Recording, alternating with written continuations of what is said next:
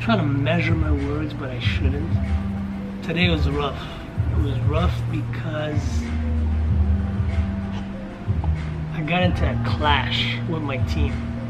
Not with my entire team, but got into a clash with one particular member of my team, and I guess the person felt like I was coming off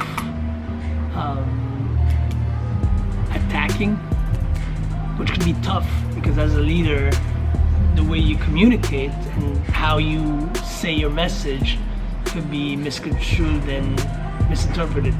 So it wasn't my intention, but somewhere, somehow, I wanted people to have ownership of where they dropped the ball. Where was the ball dropped? And right now, I think the ultimate frustration is not so much the team and the results that we're getting from the team, but the surprises. And by surprise, I mean, listen, guys, I don't think you understand. Toronto alone, just the venue, we're at $150,000, close to $150,000 in labor, union labor, which is insane. I'm about to drop everything I'm doing, and go work for a union in a big venue in Toronto, because this is probably the best job ever. I mean, we're talking about like $90 per hour, $150 an hour, overtime this, overtime that, a job that should take 12 people, 30 people to set up chairs and, you know, set up set up lights and things. Like, come on. And then today we like wonder why unions are like seen like poorly or looked at poorly and looked down upon. And I don't know that the longshoremen and the fishermen and the automotive industry 80 years ago needed unions because there was abuse. In 2017, I don't know that unions are needed. I genuinely feel like they're not needed. Not only are they not needed, but and I'm saying it because as a young entrepreneur with a startup trying to bring value, we're trying to do something for your city, Toronto.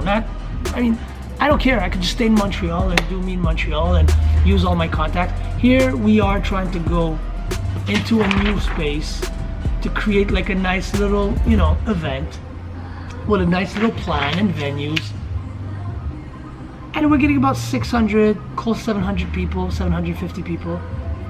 And they're trying to kill us. Like at every single turn, they're trying to like screw us out of $1.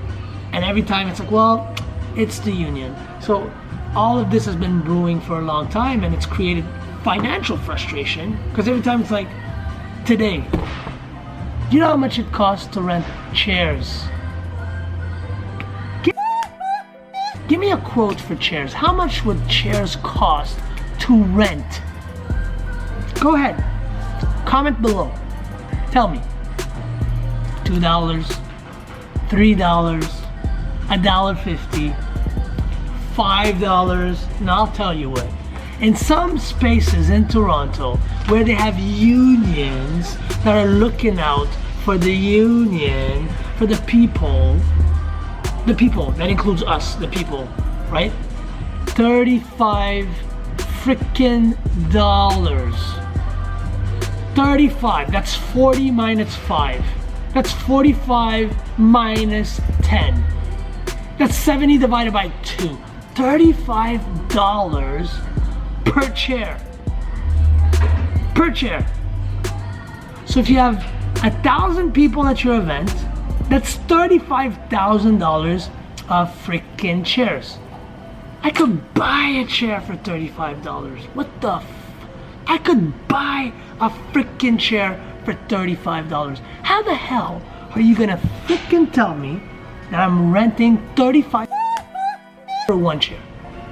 Those are the kind of frustration I've been dealing with for the past 10 days. So all this event that looks awesome and that's gonna be awesome with all the energy in the world is kind of tainted by thieves.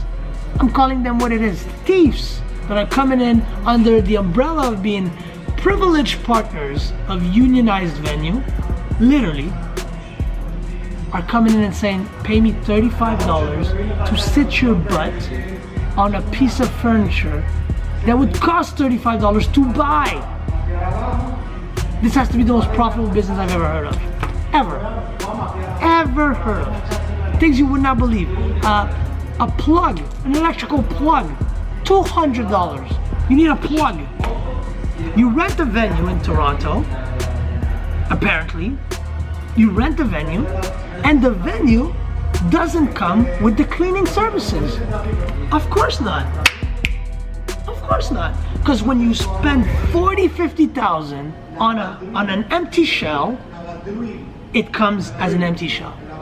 So you could put stuff in, and at the end of your event, you gotta pay an extra $3,000, $4,000 to get it cleaned. Can you believe that? Did you ever hear that in your mind, in your ears? Did you hear what I said? You have to pay an extra frickin' $3,000 to get a space clean after you paid $40,000 to get it. I should have done this event in the basement of a church. Or better yet, Mayor Toronto, I'm talking to you. You should have given me a street, sorry, not a city. Give me the streets in your city and let me do the thing inside this. I'll rent out a street. I'll build out a chapiteau and I'll do it this way next time. Because these union, my God, I should have been in a union. I should have ran a union. As a matter of fact, no, I'm too honest to run a union. I'll stick to what I'm doing and I'll stick to doing it well. But God, you guys are killing business. And now I had to get it off my chest. And it's all, these third parties have created tensions within our team, which was super unified. And then today we just had like an incident, a communication incident where people felt attacked, even though I didn't. But then I guess I have to change the way I communicate, or not change. I gotta adopt the way I communicate, because I asked the person, well, what did I say? Why did I blame you?